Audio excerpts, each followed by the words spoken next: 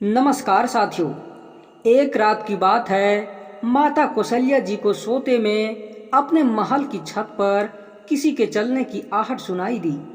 नींद खुल गई। पूछा, कौन है? मालूम पड़ा श्रुतकीर्ति जी, सबसे छोटी बहू शत्रुघ्न जी की पत्नी है। माता कौशल्या जी ने उन्हें नीचे बुलाया। श्रुतकीर्ति जी आई, चरणों में प्रणाम कर खड़ी रह गई। माता कौशल्या जी ने पूछा, श्रुति, इतनी रात को अकेली छत पर क्या कर रही हो बेटी? क्या नींद नहीं आ रही? शत्रुघ्न कहाँ है? श्रुतकीर्ति की आंखें भर आई। माँ की छाती से चिपटी गोद में सिमट गई। बोली, माँ, उन्हें तो देखे हुए 13 वर्ष हो गए। ये सुनकर कौशल्या जी का हृदय काँप कर छटपटा गया। तुरंत आवाज लगाई। सेवक दौड़े आए। आधी रात ही पालकी तैयार हुई। आज शत्रुघ्न जी की खोज होगी। माँ चली। आपको मालूम है शत्रुघ्न जी कहाँ मिले? अयोध्या के जिस दरवाजे के बाहर भरत जी नंदीग्राम में तपस्वी होकर रहते हैं, उसी दरवाजे के भीतर एक पत्थर की शिला है। उसी शिला पर अपनी बाँह का तकिया बनाकर लेटे मिले। माँ सिरहाने बैठ गई। बालों में हाथ फिराया तो शत्रुघ्न जी ने आंखें खोली। माँ उठे, चरणों में गिरे। माँ, आपने क्यों कष्ट किया? मुझे बुलवा लिया होता। माँ ने कहा, शत्रुघ्न यहाँ क्यों? शत्रुघ्न जी की रुलाई फूट पड़ी। बोले, माँ, भैया राम जी पिता की आज्ञा से वन चले गए। भैया लक्ष्मण जी उनके पीछे चले गए। भैया भरत जी भी नंदीग्राम में है। क्या ये महल, ये रथ, ये राजसी वस्त्र विधाता ने मेरे लिए ही बनाए हैं? माता कौशल्या जी निरुत्तर रह गई। देखो क्या है ये राम कथा। यह भोग की नहीं, त्याग की कथा है। यहाँ त्याग की ही प्रतियोगिता चल रही है और सभी प्रथम है, कोई पीछे नहीं रहा। चारों भाइयों का प्रेम और त्याग एक दूसरे के लिए प्रति अद्भुत, अभिनव और अलौकिक है। रामायण जीवन जीने की सबसे उत्तम शिक्षा देती है।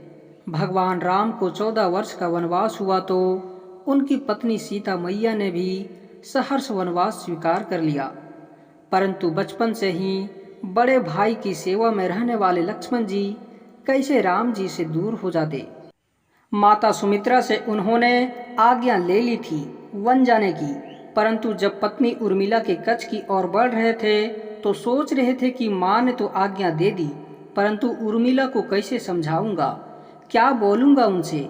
यही सोच विचार करके लक्ष्मण जी जैसे ही अपने कच्छ में पहुँचे तो देखा कि उर्मिला जी आरती का थाल लेके खड़ी थी और बोली, आप मेरी चिंता छोड़ प्रभु श्री राम की सेवा में वन को जाओ। मैं आपको नहीं रोकूंगी। मेरे कारण आपकी सेवा में कोई बाधा ना आए, इसलिए साथ जाने का हट भी नहीं करूंगी। लक्ष्मण जी को कहने में संकोच हो रहा था, परंतु उनके कुछ न कहने से पहले ही उर्मिला जी ने उन्हें संकोच से बाहर निकाल दिया। वास्तव में यही पत्नी का धर्म है। पति संकोच में पड़े उससे पहले ही पत्नी उसके मन की बात जानकर उसे संकोच से बाहर कर दे।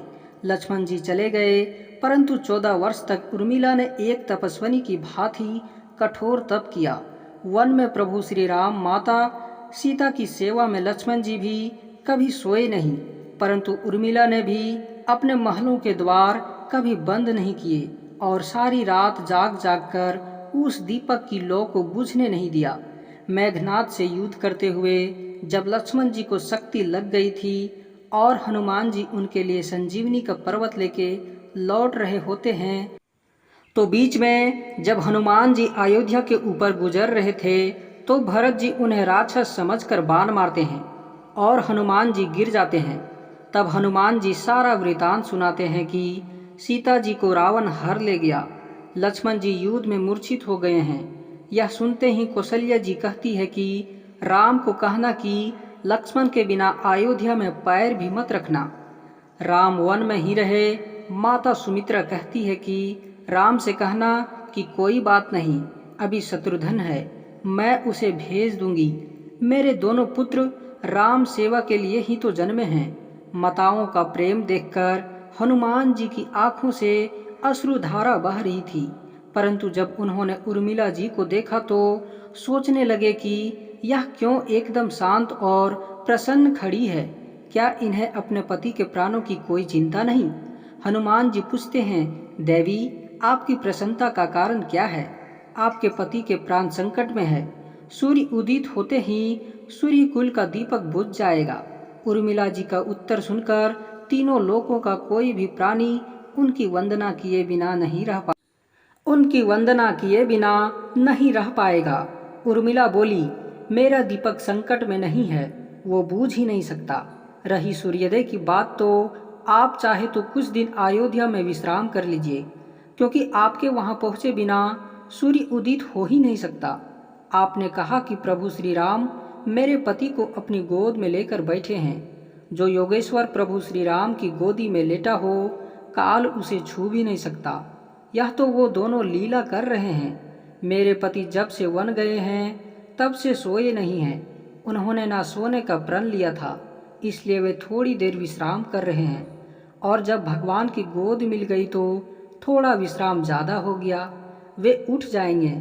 और शक्ति मेरे पति को लगी ही नहीं, शक्ति तो प्रभु श्री राम जी को लगी है। मेरे पति की हर श्वास में राम है, हर धड़कन में राम, उनके रोम रोम में राम है, उनके खून की बूंद बूंद में राम है। और जब उनके शरीर और आत्मा ही सिर्फ राम है, तो शक्ति राम जी को ही लगी, दर्द राम जी को ही हो रहा है। इसलिए हनुमान जी, आप निश्चिंत हो के जाएं। सूर्योदय नहीं होगा। बोलिए जय श्री राम। तो दोस्तों, आपको यह जानकारी कैसी लगी? अगर आपको यह जानकारी अच्छा लगा हो तो वीडियो को लाइक करके शेयर करें। अगर हमारे चैनल में आप नए हो तो चैनल को सब्सक्राइब जरूर करें। उम्मीद करते हैं आप स्वस्थ होंगे, मस्त होंगे। वीडियो को पूरा देखने के लिए हृदय की गहराइयों से बहुत बहुत धन्यवाद।